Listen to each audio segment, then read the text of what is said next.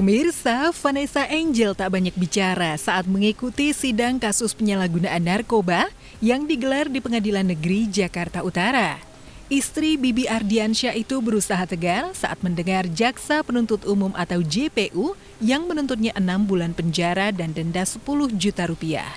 JPU menilai Vanessa terbukti bersalah lantaran menyimpan obat penenang jenis Xanax, obat yang termasuk dalam kategori psikotropika. Mendengar tuntutan itu, Vanessa yang tak ingin masuk bui lagi mengaku keberatan. Melalui kuasa hukumnya, ia berencana mengajukan pembelaan atau pleidoy.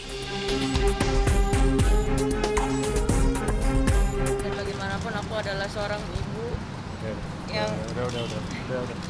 Ya, gue berharap Vanessa dan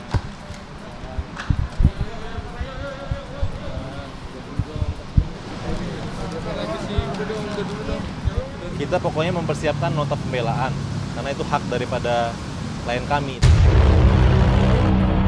kira-kira itu Vanessa yang menginginkan bebas atau Tidak, kita ikut prosedur hukumnya saja. Ikut prosedur aja. Senin tanggal 26 Oktober 2020 kami akan mempersiapkan nota pembelaan atau pleidoy baik dari Ibu Vanessa maupun dari penasihat hukum sendiri. Ya, nota pembelaan kan hak daripada tersangka dan penasihat hukum ya menurut KUHAP. Ya, kita secara normatif saja memang mengajukan pembelaan setelah ada tuntutan. Mendengar tuntutan JPU, Vanessa yang semula tegar mulai membayangkan bagaimana rasanya jika terpisah dari suami dan anaknya. Itu sebabnya Bibi yang memberikan dukungan pada istri tercintanya berharap putusan majelis hakim nantinya tak sampai memisahkan keluarga kecil mereka.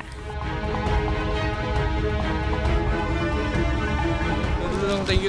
Sorry banget. Kasihan istri gua. Gua nggak bisa ngomong banyak nih. Thank you semua. Kami bukan tidak menerima. Intinya kami berkeyakinan bahwa nanti akan ada putusan yang adil. Karena ya beliau tidak bisalah dipisahkan dari anaknya ya. Seorang ibu, tadi kita sudah dengar alasan meringankan dalam tuntutan bahwa dia seorang ibu, dia harus memberikan kasih sayang kepada anaknya. Itu saja kalau dari pesan hukum.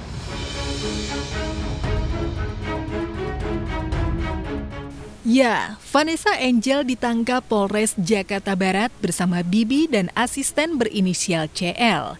Mereka diamankan atas dugaan kepemilikan narkoba di kawasan Kembangan pada 16 Maret 2020. Dari hasil penyelidikan dan penggeledahan, ditemukan 20 butir psikotropika jenis Xanax yang disebut-sebut milik Vanessa Angel. Walau sudah ditetapkan sebagai tersangka oleh kepolisian, Vanessa Angel tidak dipenjara, namun berstatus tahanan kota sebab pada waktu itu ia sedang hamil.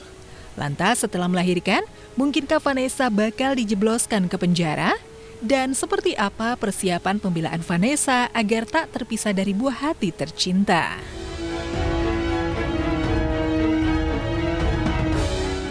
Harapannya ya klien kami bisa tetap menjadi seorang ibu, itu saja. Beratlah seorang ibu ya, dengan anaknya kan punya hubungan yang sangat dekat gitu. Berat menghadapi kasus ini, berat.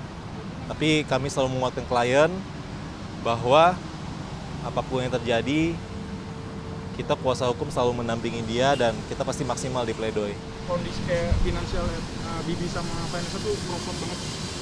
Tanyakan saja ke yang bersangkutan ya, klien. Kan dia sudah pernah jelaskan sebelumnya kan ya.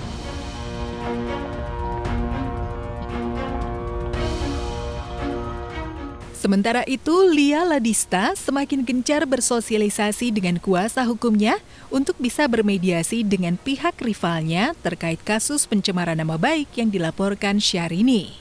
Lia yang kini berstatus tersangka berusaha buka suara untuk menunjukkan kepada publik kebenaran yang terjadi.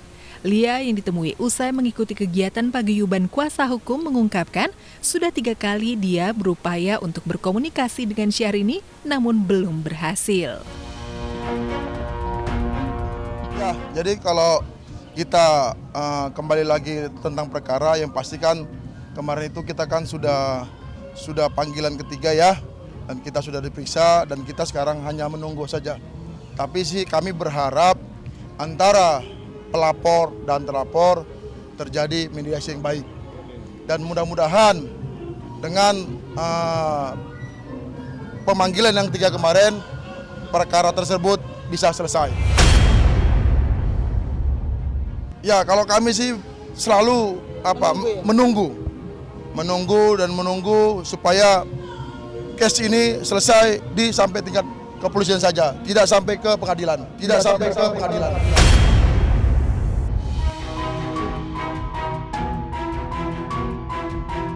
Lia Ladista tetap pada pendiriannya bahwa selama ini ia tak menyebut nama atau inisial yang membuat pihak Syahrini tersinggung bersama orang yang memposting podcast bincang-bincang antara Lia Ladista hingga membuat pihak lain tersinggung di kanal video berbagi.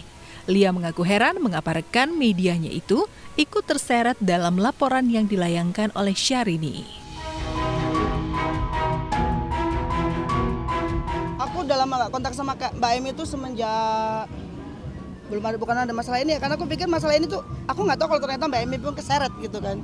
Nah aku tanya malah dari Bang Leo, ternyata ada 2 nih yang di Mbak Emi sama aku gitu kan gitu. Terus nggak ada, karena aku pikir di Instagram juga nggak ada uploadan apa-apa, jadi aku juga nggak tahu sih. Ya aku sih berharap, maksudnya kalau buat sebenarnya gini, kalau buat Mbak Emi kan cukup kenal dekat mungkin ya sama beliau yang melaporkan ya. Siapa tahu bisa dibantu bagaimana gitu, karena kan mungkin di situ awalnya Mbak Emi cuman hanya pengen kayak pengen sih gitu. Kalau media kan ngambil berita buat ada berita gitu, nggak taunya sampai berujung panjang. hanya meliput saja. Iya, mungkin maksudnya dia mungkin untuk kepentingan pribadinya, ternyata nggak ada niat buat ngejelekin atau apa. Mungkin Mbak Emi juga begitu sih menurut aku, karena Mbak Emi juga orangnya juga yang welcome ke semua orang gitu loh. Tapi kalau mas sampai kayak gini ya apa salahnya kalau Mbak Emi mencoba meminta sedikit keringanan ke yang melapor. Lia dan tim kuasa hukumnya memang tengah menanti perkembangan kasus di kepolisian. Lalu apa yang akan dilakukan jika kasusnya sampai disidangkan dan Lia diputus bersalah serta harus masuk bui? Jadi kami tetap berkoordinasi dengan penyidik, ya. Pihak pelapor juga sampai saat ini belum ada jawaban ke kita ya.